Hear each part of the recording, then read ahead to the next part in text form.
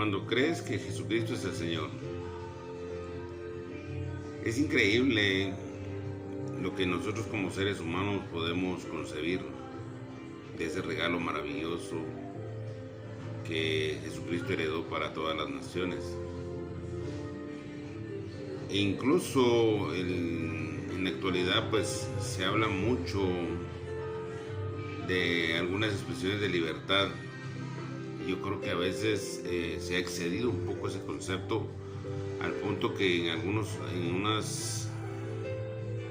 pensamientos pues contradicen un poco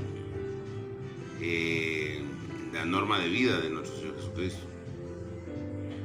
Hay pensamientos que han llegado al libertinaje en vez de sentirse libres. Recuérdense que nuestro Señor Jesucristo vino para hacernos libres del pecado. Por eso dice el profeta Isaías que Él llevó nuestras culpas, llevó nuestras transgresiones, nuestras enfermedades al madero. Y eso de alguna manera nos hace libres. Ahora bien, toda esta analogía es importante comprenderla porque debemos de entender que la identidad de nuestro Señor Jesucristo está basada en principios y costumbres de la tradición israelita. Recuérdense que en el tiempo de nuestro Señor Jesucristo, si bien es cierto, Israel era una nación, también estaba gobernada por el Imperio Romano. Y Roma pues tenía de alguna forma gobierno sobre Israel. Tan es así, yo creo que no está de más decir, pero el sumo sacerdote que estaba en Israel en esa época era una persona puesta por la propia Roma. Incluso el rey Herodes fue puesto por Roma. Entonces, por ejemplo, el sumo sacerdote pertenecía a una casta sacerdotal o social en esa época que eran los saduceos. Entonces, yo me imagino que incluso el sacerdote hasta desconocía realmente la esencia del por qué guardar aquellas tradiciones, de la esencia de por qué tener esa fidelidad ante el Todopoderoso. Es por eso que el pensamiento de nuestro Señor Jesucristo en aquella época vino a contradecir el pensamiento que estaba imperando.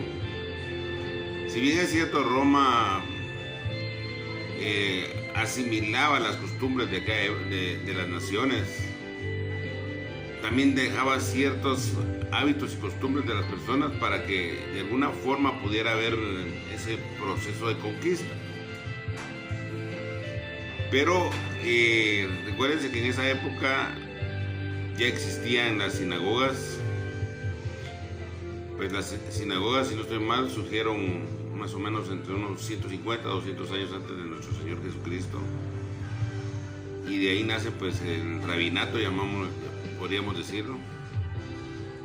Entonces, cuando nuestro Señor Jesucristo se desenvolvió en aquella época, hubieron muchas situaciones que era menester corregir.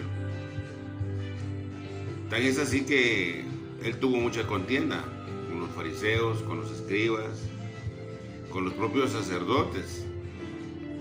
Incluso hay una expresión cuando llega un rabino a hablarle, incluso le dice rabí, y habla sobre el tema de nacer de nuevo. Y nuestro Señor Jesucristo le dice: tú siendo maestro de maestros y no puedes comprender este concepto. Entonces, yo creo que nuestro Señor Jesucristo tenía esa conexión especial con el Todopoderoso. Por ejemplo, entre sus hábitos, ya se los había mencionado anteriormente, era la oración. Una de las costumbres de la tradición hebrea es que se tiende a orar en la mañana, a mediodía, en la tarde y durante la noche, pues hay un proceso de vigilia. ¿Sabían ustedes que la vigilia de la noche se divide en 4 vigilias? La primera vigilia, la segunda vigilia, la tercera vigilia y la cuarta vigilia. La primera vigilia nace a las 6 de la tarde y termina a las 9 de la noche. La segunda vigilia, por consiguiente, nace a las 9 de la noche y termina a las 12 de la noche. La tercera vigilia empieza prácticamente desde las 12 de la noche a las 3 de la mañana. Y la cuarta vigilia de las 3 de la mañana a las 6 de la mañana. Entonces, en ese proceso, nuestro Señor Jesucristo tenía el hábito de salir a orar. Puede ser que estuviera orando en la primera vigilia, puede ser que estuviera orando en la segunda vigilia, la tercera o bien en la cuarta. Yo creo que se vio en muchas situaciones comprometido a orar en diferentes vigilias. Recuérdense que ellos eran tramos muy largos los que se caminaban para trasladarse de un lugar a otro. Entonces, quiera que no, el cuerpo se cansa. De alguna forma, él aquí en la tierra era un ser humano y físicamente se cansaba. Sin embargo, él nunca perdió la visión y su relación con el Todopoderoso. Lo sorprendente de todo ello es que él era un hacedor de milagros. Y cuando llegaban las personas a expresar que estaban enfermas, habían endemoniados y diferentes tipos de ídoles, él simplemente dio la palabra y la gente sanó. Puede ser que en muchos casos también la gente no sanó, porque tiene mucho que ver con la fe de las personas. Recuérdense que parte importante de que un milagro se cumpla es qué tanta fe tengo, qué tanta fe percibo y qué tan consciente estoy de que la promesa de Dios es clara. Claro está, nuestro Señor Jesucristo era un profeta. Y lo que lo distingue a él de los demás profetas es que tuvo el privilegio de resucitar. Era menester que se cumpliera eso, ese punto importante. Él tenía que resucitar. Y cuando miramos entonces, leemos los evangelios, en el caso de Mateo, de Marcos, de Lucas y de Juan, vemos cómo nuestro Señor Jesucristo en cada faceta, él tuvo esa unidad familiar. Reunió a 12 personas, 12 apóstoles, que en la actualidad se le llaman. Incluso me atrevo a decir que cada apóstol pertenecía a una de las tribus de Israel. Me atrevo a decir, es un comentario personal. Llama la atención porque en Apocalipsis, allá donde habla de la ciudad santa, habla que las bases de la ciudad son 12 apóstoles. Si lo miramos así, si lo miramos, ¿cómo decirles? Someramente, son 12 apóstoles. Ya los dice el libro de Mateo, lo dice el libro de Lucas, Marcos, Juan. Pero lo interesante es que a cada apóstol le pone una piedra. Jaspe, ónice y así sucesivamente. Curiosamente, el sacerdote que fue nombrado en la época de Moisés, en la época de Moisés, al sacerdote se le mandó a hacer un una pechera o un pectoral, y habían 12 piedras que representaban una de las tribus de Israel. Entonces, por lógica, da a entender que entonces que cada apóstol podría pertenecer a una de las tribus de Israel. Partiendo de eso, él practicaba mucho la unidad familiar. Mantenía ese concepto y él muchas veces sus reuniones fueron familiares. Por ejemplo, cuando llegó a la casa de Mateo, Y obviamente ahí me imagino que fue cuando él se agrega al grupo de los apóstoles. Cuando llega a la casa de Zaqueo, ustedes conocen esa historia. Entonces él mantuvo siempre esa conexión y manejó el concepto de las unidades, la unidad familiar. Es interesante ver eso porque uno de los mandamientos por parte del Todopoderoso es: escucha Israel, el Señor nuestro Dios, el Señor uno es. Y cuando hablamos de unidad, no estamos hablando de unidades como un concepto numérico, sino estamos hablando de unicidades. Quiere decir, estamos conectados en un mismo pensamiento y en un mismo sentir. Y ese era el principio que nuestro Señor Jesucristo manejaba.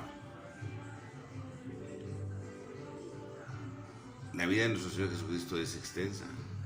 Se han hecho documentales de cómo era nuestro Señor Jesucristo como profeta, como Dios, como el sanador, como el judío, en fin, y podemos seguir hablando mucho de él. Pero lo interesante de todo esto es ese mensaje que trasciende en espacio y tiempo.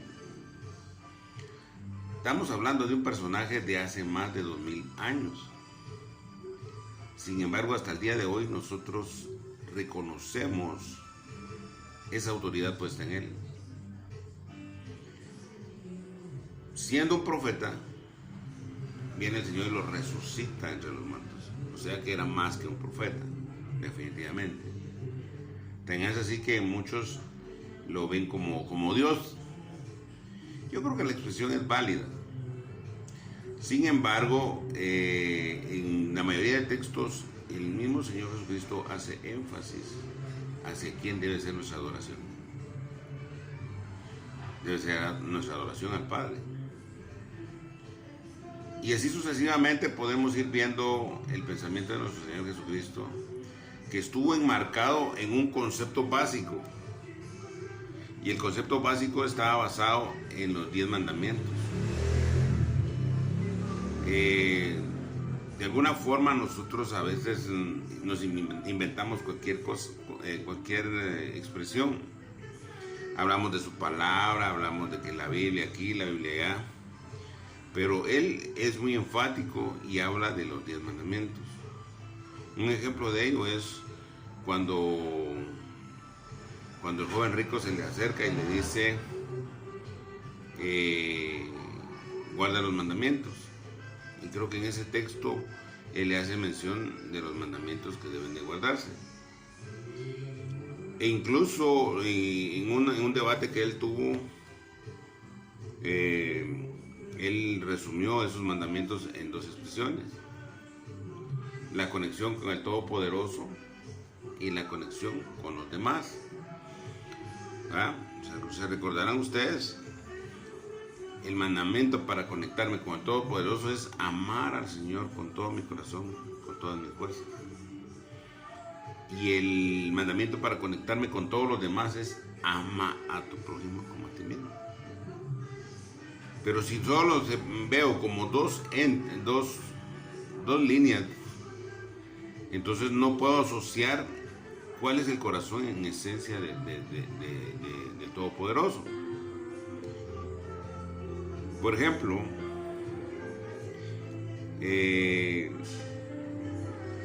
los primeros 4 mandamientos estipulan los siguientes: no adorarás dioses ajenos delante de mí, no te harás imagen de lo que está arriba en el cielo, de lo que está en la tierra, en el aire, en el agua, ni las adorarás. Sería el tercero: no usarás el nombre de Dios en vano. El 4º mandamiento. En el 4º mandamiento hay 2 expresiones que están en el libro de Éxodo y Deuteronomio. El 4º mandamiento dice: recuerda el día de reposo para santificarlo. Eso está en Éxodo. Y en Deuteronomio dice: observa el día de reposo. para que lo santifiques. En estos primeros 4 mandamientos está la conexión con Dios. Es mi conexión vertical. Mi conexión horizontal, que es con mis semejantes, con mi prójimo, con mi cercano, son los otros 6 mandamientos. Un mandamiento de promesa: honra a tu padre y a tu madre, para que tengas largura de días, para que disfrutes tus días de vejez. No robarás, no matarás, no hablarás falso testimonio contra tu prójimo, no codiciarás. Incluso creo que se me escapó uno ahí, no sé si es el no matarás, creo que no lo dije. Y así sucesivamente. Entonces nuestro Señor Jesucristo tenía bien claro ese concepto. Y nosotros entonces tenemos que ser más conscientes y hacer un análisis en dónde estamos parados.